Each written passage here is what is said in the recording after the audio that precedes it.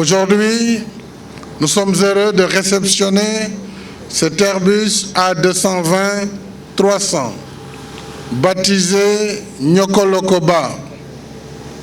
Ce faisant, nous honorons encore une fois nos terroirs en liant le nom de notre compagnie nationale à celui de Nyokolokoba, joyau écologique, touristique et culturel au cœur de la charmante région de Kédougou, inscrit au patrimoine mondial de l'UNESCO.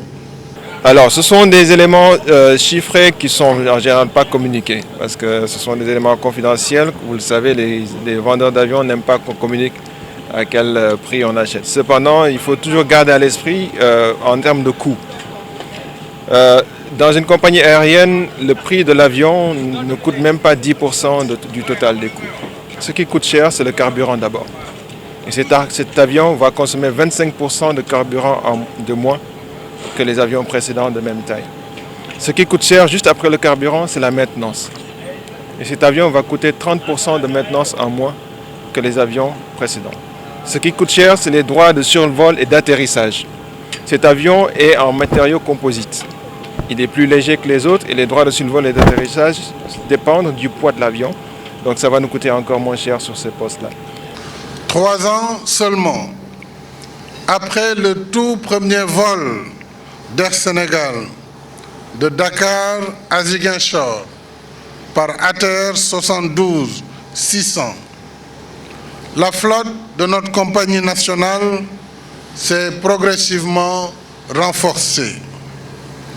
D'abord en novembre avec 9 appareils aujourd'hui. Et cet avion aussi nous permet d'aller vers des destinations auxquelles on n'avait pas accès avant.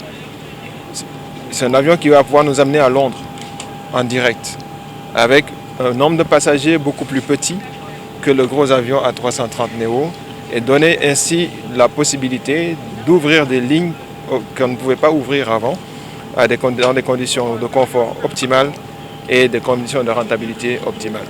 En s'offrant ce nouvel aéronef en leasing pour 12 ans, en réalité le premier d'un programme de 8, Air Sénégal conforte son envol, gagne en efficacité opérationnelle et contribue davantage à la protection de l'environnement. Alors, je suis vraiment très heureux tous les jours de répondre à des questions sur ces jeunes qui nous rejoignent. Ces jeunes nous rejoignent pour une formation de 2 ans. C'est une formation sur laquelle on a travaillé avec l'armée de l'air, qui forme déjà des pilotes militaires. Donc on va mettre en place une filière civile aux côtés de la filière militaire. Ils vont être formés ici pendant 2 années. Il y aura des moments où ils vont partir en stage en Europe, mais c'est juste parce qu'ils vont à la fois sortir avec une licence ANACIM, qui est une licence pilote Sénégal, et à la fois avec une licence EASA, qui est une licence pilote Europe. Donc voici les 2 licences qu'on va offrir à nos élèves pilotes. C'est la raison pour laquelle ils auront une formation de 2 années au Sénégal, avec de temps en temps quelques stages dans des écoles en Europe pour cette double licence en termes de pilote.